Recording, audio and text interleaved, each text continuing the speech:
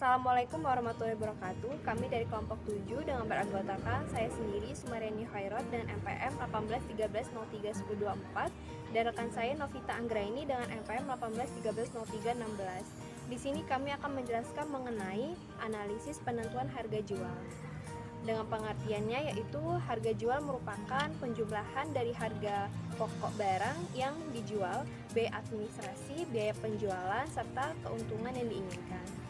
Nah, harga jual yang dimaksud yaitu nilai akhir barang yang merupakan penjumlahan biaya dari biaya-biaya produksi dan biaya lainnya untuk memproduksi. Kemudian selanjutnya yaitu metode penetapan harga jual.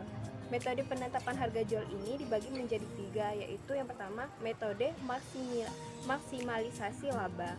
Nah, laba maksimal dalam jangka pendek bukanlah tujuan dari perusahaan yang ingin hidup berkesinambungan dalam jangka panjang. Artinya, perusahaan itu tidak akan baik jika maksimalkan laba dalam jangka pendek. Maka yang baik yaitu dengan menggunakan jangka panjang. Nah, kemudian metode tingkat pengembalian atas modal. Tingkat pengembalian yang diharapkan oleh para penanam modal perusahaan mengharuskan perusahaan menggunakannya sebagai dasar untuk menetapkan harga jual produk pada kapasitas produksi. Kemudian metode biaya konversi. Metode biaya konversi ini, jika suatu perusahaan memproduksi lebih dari satu produk dengan komposisi biaya yang berbeda satu dengan lainnya, maka perusahaan tersebut dapat mempertimbangkan untuk membuat pilihan produksi yang paling menguntungkan. Oke, selanjutnya yaitu mengenai faktor-faktor yang mempengaruhi harga jual.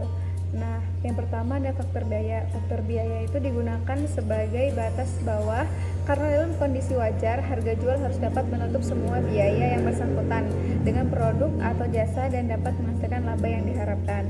Kemudian ada faktor bukan biaya.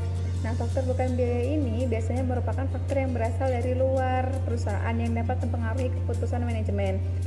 Itu ada faktor-faktornya itu ada keadaan perekonomian, tujuan non-laba, elastisitas permintaan, tanggung jawab sosial, tindakan atau reaksi pesaing, tipe pasar, citra atau kesan masyarakat. Selanjutnya yaitu ada tujuan dari penetapan harga jual. Nah, itu tuh yang pertama ada kelangsungan hidup perusahaan. Perusahaan tuh menetapkan tujuan ini apabila menghadapi kelebihan kapasitas produksi.